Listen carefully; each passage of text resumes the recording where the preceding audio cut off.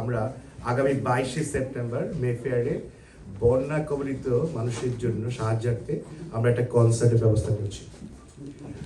কনসার্টে পারফর্ম করবে সোলস থেকে শুরু করে বাংলাদেশের অনেক খ্যাতনামা শিল্পীগণ।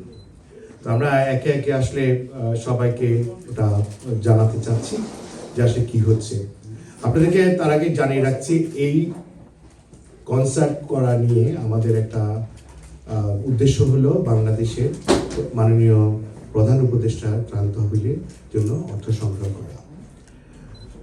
আমাদের এই অর্থ সংগ্রহের জন্য আমাদের এখানে যত খ্যাতনামা শিল্পীগণ আছে ওনারা সঙ্গীত পরিবেশন করবেন কোনো রেমুনারেশন ছাড়া। শুধু সেটা নয়, আমাদের উদ্দেশ্য ওনাদের TNT কনসালটেন্সি লন্ডন লিমিটেড ওনাদের যাবতীয় আসা যাওয়া টিকিট খরচ থেকে শুরু করে সবকিছু বহন করবে। বাট এটা টিকিটের অর্থ যা পাওয়া যাবে সম্পূর্ণ অর্থই প্রধানমন্ত্রী ত্রাণ তহবিলে দান করা হবে। এটা হলো যে আমাদের মূল লক্ষ্য।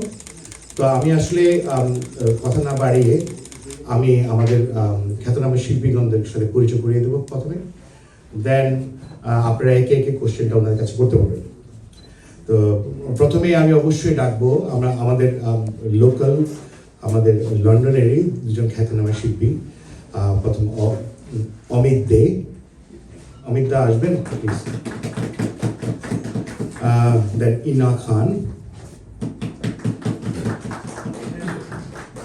দেন অবশ্যই আমাদের কাছে এখন পলাশ ভাই আছেন।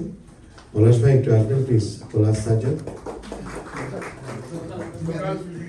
তারপরে লন্ডনের মাটিতে এই সর্বপ্রথম যে সঙ্গীত পরিবেশনা করবে অবন্তী সিদ্ধি। এরপরে আমাদের সেই কাঙ্ক্ষিত ব্যান্ড অবশ্যই সোলসে পার্থদা অ্যান্ড সোলস টিমকে বলবো একটু আসবেন প্লিজ। আমাদের সাথে এখন বর্তমানে আমাদের যে আর্টিস্ট আসেন নাই, ওনারা 20 তারিখে ইনশাল্লাহ ল্যান্ড করবেন। অবশ্যই নকিব খান, দেন আছে আমাদের ফারজানা বিথি, আমাদের দেন জামিল, দেন